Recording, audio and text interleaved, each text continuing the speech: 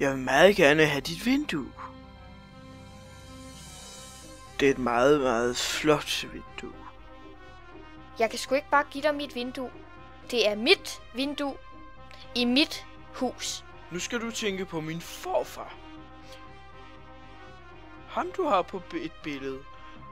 Og kan du huske, han gav dig vinduet? Ja, yeah. Og nu er det på tide, at du giver mig vinduet.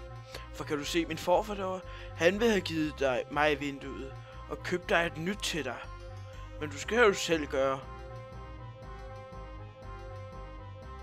Men nu skal jeg altså forstå, at vinduet det rører mig meget. Jeg sætter mig lige ned. Men nu forstå, at det vindue betyder meget. Rigtig meget for mig.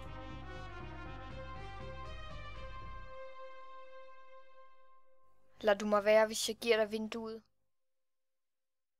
Jo. Jeg bliver rigtig glad for det.